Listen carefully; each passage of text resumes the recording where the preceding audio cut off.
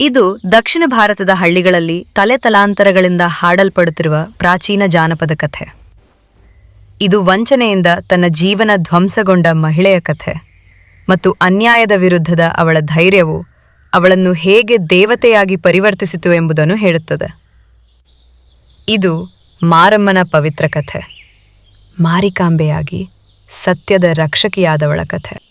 ಕಥೆಯು ದಕ್ಷಿಣ ಭಾರತದ ಶಾಂತಿಯುತ ಹಳ್ಳಿಯೊಂದರಲ್ಲಿ ಆರಂಭವಾಗುತ್ತದೆ. ಅಲ್ಲಿ ನಂಬಿಕೆ, ಸಂಪ್ರದಾಯ ಮತ್ತು ನೈತಿಕ ಮೌಲ್ಯಗಳು ದೈನಂದಿನ ಜೀವನವನ್ನು ರೂಪಿಸಿದ್ದವು. ಜನರು ಸರಳವಾಗಿ ಬದುಕಿದ್ದರು, ಧರ್ಮದ ಮಾರ್ಗದರ್ಶನದಲ್ಲಿ ಮತ್ತು ಅವರ ಸಮುದಾಯವನ್ನು ಒಗ್ಗೂಡಿಸಿದ ಸಾಮಾಜಿಕ ಕ್ರಮದ ಗೌರವದೊಂದಿಗೆ. ಆ ಹಳ್ಳಿಯಲ್ಲಿ ಗೌರವಕ್ಕೆ ಅತ್ಯಂತ ಮಹತ್ವ. ಹಳ್ಳಿಯಲ್ಲಿ ಮಾರಮ್ಮ ಎಂಬ ಯುವತಿ ವಾಸಿಸುತ್ತಿದ್ದಳು. ಅವಳು ಗೌರವಾನ್ವಿತ ಬ್ರಾಹ್ಮಣ ಪುರೋಹಿತನ ಮಗಳು. ಅವರ ಭಕ್ತಿಗಾಗಿ ಪ್ರದೇಶದಾದ್ಯಂತ ಪ್ರಸಿದ್ಧರಾಗಿದ್ದರು. ಅವರ ತಂದೆ ಅನೇಕ ಶಿಷ್ಯರಿಗೆ ಪವಿತ್ರ ಗ್ರಂಥಗಳನ್ನು ಬೋಧಿಸುತ್ತಿದ್ದರು. ಈ ವಿದ್ಯಾರ್ಥಿಗಳಲ್ಲಿ ಒಬ್ಬ ಯುವಕನಿದ್ದನು. ಅವನ ನಮ್ರ ನೋಟದ ಹಿಂದೆ ಗಾಢವಾದ ಉದ್ದೇಶಗಳನ್ನು ಮರೆಮಾಡಿದ್ದನು. ತನ್ನ ಬಾಲ್ಯದಿಂದಲೇ ಮಾರಮ್ಮಳನ್ನ ಶಿಸ್ತು ಮತ್ತು ಭಕ್ತಿಯೊಂದಿಗೆ ಬೆಳೆಸಲಾಯಿತು. ಅವಳು ಪವಿತ್ರ ಗ್ರಂಥಗಳು, ಆಚರಣೆಗಳು ಮತ್ತು ಧಾರ್ಮಿಕ ಜೀವನವನ್ನು ವ್ಯಾಖ್ಯಾನಿಸುವ ಮೌಲ್ಯಗಳನ್ನು ಕಲಿತಳು. ಅವಳು ಸೌಮ್ಯ, ವಿಧೇಯ ಮತ್ತು ಎಲ್ಲ ಜೀವಿಗಳ ಬಗ್ಗೆ ಕರುಣೆಯುಳ್ಳವಳಾಗಿ ಬೆಳೆದಳು. ಆದರೆ ತನ್ನ ಸೌಮ್ಯ ಸ್ವಭಾವದೊಳಗೆ ಅವಳು ಬಲವಾದ ಸ್ವಾಭಿಮಾನ ಮತ್ತು ಸತ್ಯಕ್ಕೆ ಅಚಲವಾದ ಬದ್ಧತೆಯನ್ನು ಹೊಂದಿದ್ದಳು. ಪ್ರತಿದಿನ ಅವಳ ತಂದೆಯ ಬಳಿ ಸೇರುತ್ತಿದ್ದ ವಿದ್ಯಾರ್ಥಿಗಳಲ್ಲಿ ಅದೇ ಶಿಷ್ಯನೂ ಇದ್ದನು. ಮೇಲ್ನೋಟಕ್ಕೆ ಇನ್ನೂ ನಮ್ರ ಮತ್ತು ನಿಷ್ಠಾವಂತರನಾಗಿ ಕಾಣುತ್ತಿದ್ದನು. ದಿನೇ ದಿನೇ ಅವನು ದೂರದಿಂದ ಮಾರಮ್ಮಳನ್ನು ನೋಡುತ್ತಿದ್ದನು. ಅವನ ಹೊರಗಿನ ಭಕ್ತಿಯ ಹಿಂದೆ ಏನೋ ಅಪಾಯಕಾರಿ ಬೇರು ಬಿಡುತ್ತಿತ್ತು. ಪ್ರೀತಿಗೂ ಅದಕ್ಕೂ ಏನೂ ಸಂಬಂಧವಿಲ್ಲದ ಸ್ವಾಧೀನಪಡಿಸಿಕೊಳ್ಳುವ ಗೀಳು. ಮಾರಮ್ಮಳ ಮೇಲೆ ನಿಜವಾದ ಪ್ರೀತಿ ಅಥವಾ ಗೌರವವಿರಲಿಲ್ಲ. ಅವನ ಹೃದಯವು ದುರಾಸೆಯಿಂದ ತುಂಬಿತ್ತು, ಸ್ಥಾನಮಾನಕ್ಕಾಗಿ, ಸೌಕರ್ಯಕ್ಕಾಗಿ, ಸಮಾಜದಲ್ಲಿ ಮಾನ್ಯತೆಗಾಗಿ. ಮದುವೆಯಾಗುವುದು ತನ್ನ ಸ್ಥಾನವನ್ನು ಏರಿಸಿಕೊಳ್ಳಲು, ತಾನು ಗಳಿಸದ ಗೌರವದ ಸ್ಥಾನವನ್ನು ಪಡೆಯಲು ಒಂದು ಮಾರ್ಗವಾಗಿ ಕಂಡಿತು. ತನ್ನ ಸ್ವಾರ್ಥದ ಆಸೆಯನ್ನು ಈಡೇರಿಸಿಕೊಳ್ಳಲು ಅವನು ಸುಳ್ಳುಗಳ ಸಂಕೀರ್ಣ ಜಾಲವನ್ನು ನಿರ್ಮಿಸಿದನು.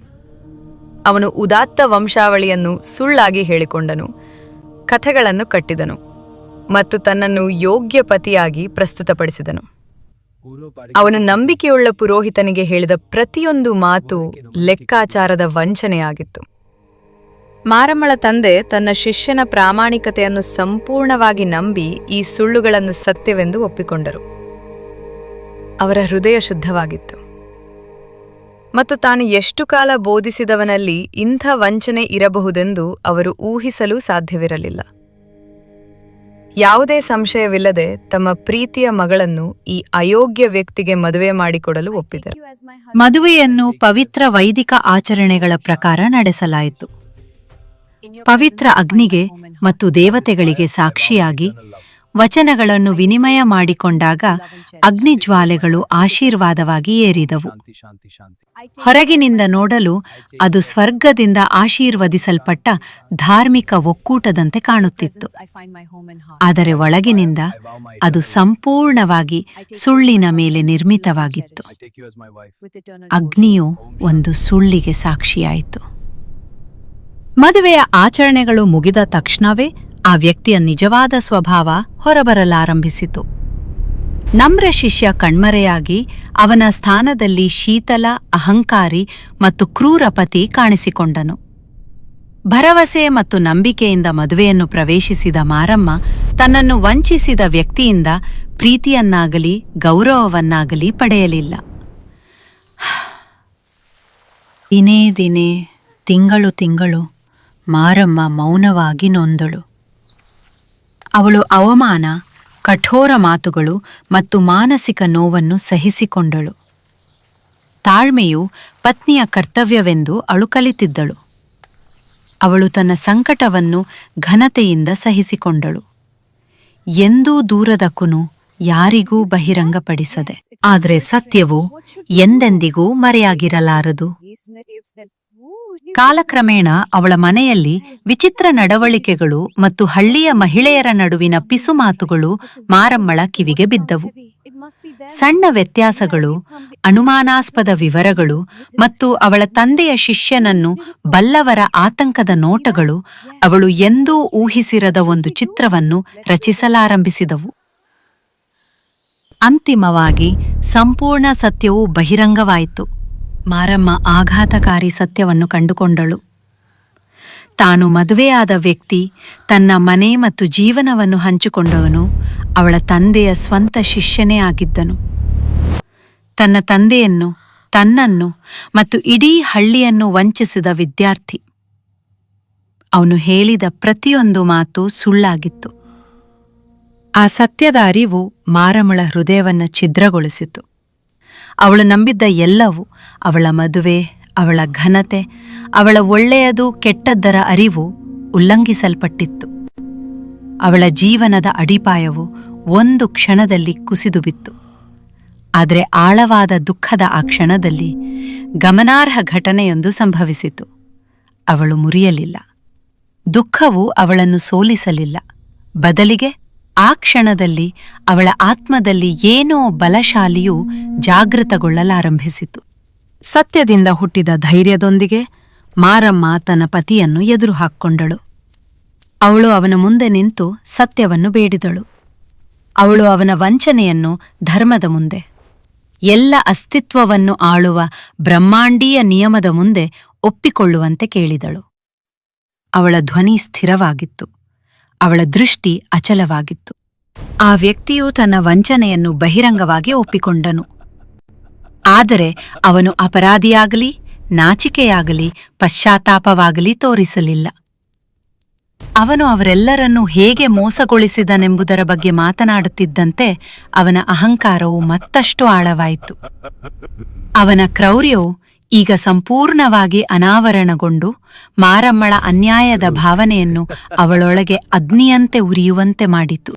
ಆ ಕ್ಷಣದಲ್ಲಿ ತನ್ನ ಮದುವೆಗೆ ಸಾಕ್ಷಿಯಾಗಿದ್ದ ಜ್ವಾಲೆಯ ಮುಂದೆ ನಿಂತು ಮಾರಮ್ಮ ನಿರ್ಣಾಯಕ ಆಯ್ಕೆ ಮಾಡಿಕೊಂಡಳು. ಅವಳು ಸುಳ್ಳಿಗೆ ಶರಣಾಗುವುದಿಲ್ಲ. ಅವಳ ಮುಂದೆ ತಲೆಬಾಗುವುದಿಲ್ಲ. ಅವಳು ಭಯದ ಮೇಲೆ ನ್ಯಾಯವನ್ನು, ಸೋಲಿನ ಮೇಲೆ ಘನತೆಯನ್ನು ಆರಿಸಿಕೊಂಡಳು. ಅವಳ ಮುಂದಿನ ಮಾರ್ಗ ಸ್ಪಷ್ಟವಾಗಿತ್ತು. ಹೀಗೆ ಮಾರಮ್ಮ ನ್ಯಾಯವನ್ನು ನೆಲೆಗೊಳಿಸಿದಳು. ಕ್ರೌರ್ಯದಿಂದಲ್ಲ, ಕೋಪದಿಂದಲ್ಲ, ಆದರೆ ಸತ್ಯವನ್ನು ರಕ್ಷಿಸುವ ಪವಿತ್ರ ಕರ್ತವ್ಯದಿಂದ. ಅವಳ ಜೀವನವನ್ನು ಸುಳ್ಳುಗಳಿಂದ ವಿಷಮಯಗೊಳಿಸಿದ ವಂಚಕನು ಅವಳ ಕೈಯಿಂದ ಅಂತ್ಯ ಕಂಡನು. ಆ ಕ್ಷಣದಲ್ಲಿ ಅವಳು ದೈವಿಕ ನ್ಯಾಯದ ನ್ಯಾಯಾಧೀಶೆ ಮತ್ತು ನಿರ್ವಾಹಕಳಾದಳು. ಆ ಕೃತ್ಯದ ಭಾರವು ಅವಳ ಆತ್ಮದ ಮೇಲೆ ನೆಲೆಸಿತು. ತರವಾದರೂ ನ್ಯಾಯಯುತವಾಗಿತ್ತು. ಇಷ್ಟು ದೊಡ್ಡ ಮಟ್ಟದ ವಂಚನೆ ನಡೆದ ಸ್ಥಳವನ್ನು ಶುದ್ಧೀಕರಿಸಲು ಮಾರಮ್ಮ ಮನೆಗೆ ಬೆಂಕಿ ಹಚ್ಚಿದಳು. ಜ್ವಾಲೆಗಳು ರಾತ್ರಿಯ ಆಕಾಶಕ್ಕೆ ಏರಿದವು. ಸುಳ್ಳಿನ ಪ್ರತಿಯೊಂದು ಕುರುಹನ್ನೂ ನುಂಗಿದವು. ಅವಳ ಸುತ್ತ ಉರಿಯುತ್ತಿದ್ದಂತೆ ಒಂದು ಪವಾರ ಸಂಭವಿಸಿತು. ಅವಳ ಮಾನವ ಸಂಕಟವು ದೈವಿಕ ಶಕ್ತಿಯಾಗಿ ರೂಪಾಂತರಗೊಂಡಿತು. ಜ್ವಾಲೆಗಳು ಅವಳನ್ನು ನಾಶ ಮಾಡಲಿಲ್ಲ, ಅವಳನ್ನು ಶುದ್ಧೀಕರಿಸಿದವು. ಅವು ಒಂದು ದೇವತೆಯ ಜನನದ ಅಗ್ನಿಕುಂಡವಾದವು. ಪವಿತ್ರ ಜ್ವಾಲೆಗಳಿಂದ ಮಾರಮ್ಮ ಮಾರಿಕಾಂಬೆಯಾಗಿ ಜನಿಸಿದಳು. ಉಗ್ರ ಕರುಣೆ ಮತ್ತು ಅಚಲ ನ್ಯಾಯದ ದೇವತೆ. ಅವಳು ತೇಜಸ್ವಿಯಾಗಿ, ಅಗ್ನಿಯಿಂದ ಅಲಂಕೃತಳಾಗಿ, ಶಕ್ತಿ ಮತ್ತು ರಕ್ಷಣೆಯ ಸಂಕೇತಗಳನ್ನು ಹಿಡಿದ ಅನೇಕ ತೋಳುಗಳೊಂದಿಗೆ ಪ್ರಕಟವಾದಳು. ಅವಳ ಕಣ್ಣುಗಳು ಧರ್ಮದ ಕ್ರೋಧ ಮತ್ತು ತಾಯಿಯ ಪ್ರೀತಿಯ ಉಷ್ಣತೆ ಎರಡನ್ನೂ ಒಳಗೊಂಡಿದ್ದವು.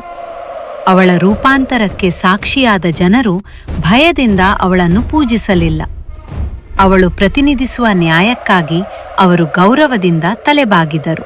ಅವಳ ಕಥೆಯು ಸತ್ಯಕ್ಕೆ ಬೆದರಿಕೆ ಇರುವಲ್ಲಿ ಮತ್ತು ಧೈರ್ಯವು ಅದನ್ನು ರಕ್ಷಿಸಲು ಏಳುವಲ್ಲಿ ಎಂದೆಂದಿಗೂ ಜೀವಂತವಾಗಿರುತ್ತದೆ. ಅವಳ ಜ್ವಾಲೆಯನ್ನು ಬೆಳಗಿಸುವ ಪ್ರತಿಯೊಂದು ಹಳ್ಳಿಯಲ್ಲೂ ಮಾರಿಕಾಂಬೆ ಕಾಯುತ್ತಾಳೆ. ಅನ್ಯಾಯದ ವಿರುದ್ಧ ಕೂಗುವ ಪ್ರತಿಯೊಂದು ಹೃದಯದಲ್ಲೂ ಅವಳು ಆಲಿಸುತ್ತಾಳೆ. ಅವಳು ವಿನಾಶದ ದೇವತೆಯಲ್ಲ, ಆದರೆ ಪರಿವರ್ತನೆಯ ದೇವತೆ. ಸುಳ್ಳನ್ನು ಸುಟ್ಟು ಹಾಕುವ ಮತ್ತು ಸತ್ಯವನ್ನು ಮಾತ್ರ ಉಳಿಸುವ ಪವಿತ್ರ ಅಗ್ನಿ. ಅವಳ ಕತೆಯು ನಮಗೆ ನೆನಪಿಸುತ್ತದೆ. ವಂಚನೆಯು ಕಿರೀಟ ಧರಿಸಿದಾಗ ಸತ್ಯವು ಜ್ವಾಲೆಯನ್ನು ಹಿಡಿಯುತ್ತದೆ ಮತ್ತು ಸಂಕಟದ ಬೂದಿಯಿಂದ ದೈವತ್ವವು ಏಳುತ್ತದೆ. ಮಾರಿಕಾಂಬೆಯ ಕೃಪೆ ಸದಾ ಇರಲಿ.